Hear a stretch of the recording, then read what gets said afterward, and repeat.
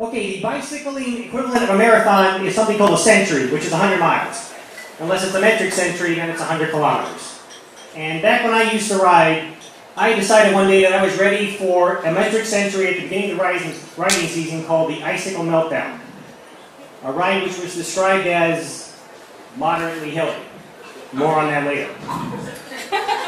So early one morning, me and two associates of mine take off to tackle this ride. Now, you need to know that these two guys were more experienced, they were better climbers than I were. And when this road started climbing, yeah, I did the best I could to hang with these guys, but all I got from my effort was to get to the top of this hill with my thighs burning, and these guys nowhere to be seen. But I'm not worried. Road looks like it's flattening out ahead. Put my head down, get into my spin, get the acid out of my legs. I'm good. As a matter of fact, soon after that I went through this really long descent. Really long, really fast, plenty of time to get my legs cleaned out. Then I got to the bottom of the hill and went around a blind turn. And I came face to face with the first real climb of the ride. And I just reflexively yell out, "Moderately hilly my ass!" Which got that kind of reaction from the other bicycles within earshot. And I just grunt my sorry ass up this long, arduous climb as best as I can. And by the time I get to the top of this hill, my legs are hurting, and I haven't even put 10 kilometers behind me yet. But I'm not worried.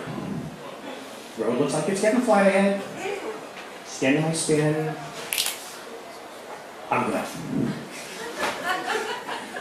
So after a while, actually, I started feeling better. I hooked up with the pace line. They let me join. This is cool because in a pace line, you take turns blocking wind resistance for everyone. So it takes less energy. Plus, you know what? It's kind of nice to have the company when you're winding through the back roads of Cecil County, Maryland. And before we got to the food stop, which is about the halfway point, I was feeling pretty good. In fact, I briefly considered just continuing on. But then I said, you know, Joe, this is your first century. Do it by the numbers. You know, let's stop, get something to eat. So I did that. I got off the bike, chatted with some of the other riders, got some really good tips, pointers, things like that. When I felt ready, threw my leg back over the bike. Now, at this time, I didn't leave with the same guys I came with. I don't know what happened to them. Maybe they already left. Maybe they're still eating. I really didn't care. In fact, soon after, I found another pace line.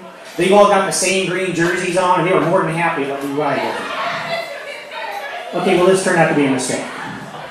Turns out the reason they were already wearing the same green jerseys is because they were members of First State Velosport, Delaware's bicycle racing team.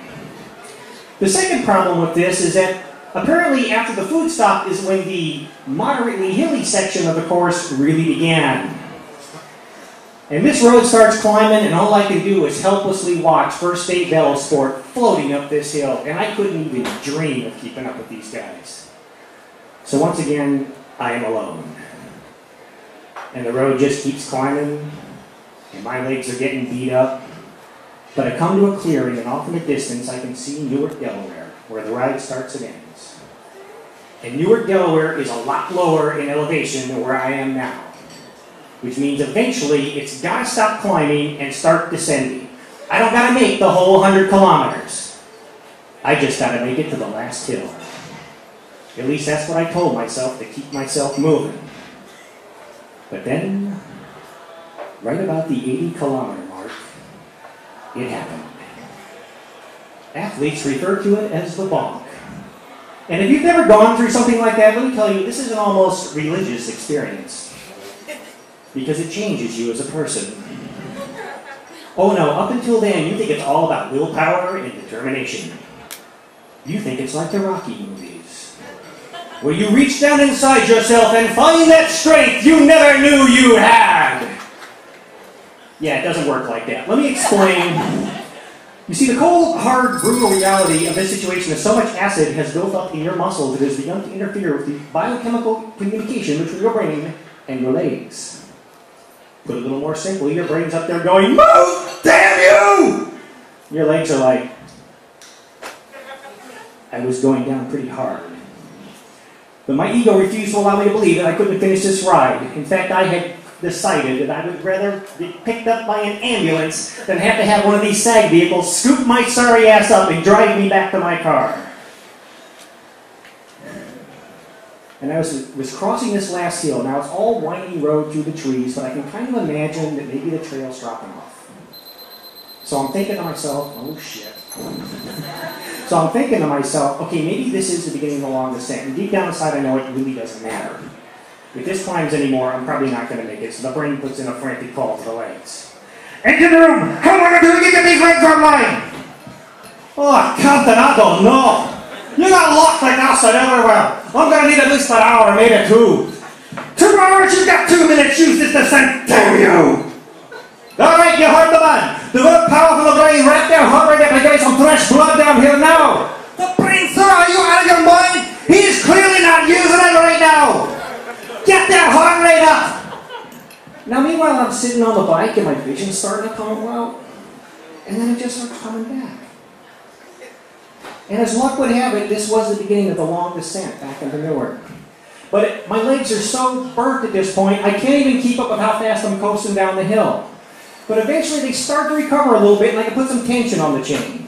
And soon after that, I can even hop out of the saddle, take that short roller to keep my momentum going. And not long after that, I found 2 other riders in the same situation I was in. We start working together. I am saved. In fact, by the time we get back to Newark, which is nice and flat, I could even bluff a little bit. Yeah, good ride, huh? What do you think? Bullshit! I was seeing visions of dead ancestors at that point, but I had made it. I only had a couple of blocks to go to get back to my car, and the ride was done. Bonking is an almost religious experience. Because, among other things, it gives you a chance to see what happens when you push yourself just a little bit too far, but still manage to walk away from it. Thank you.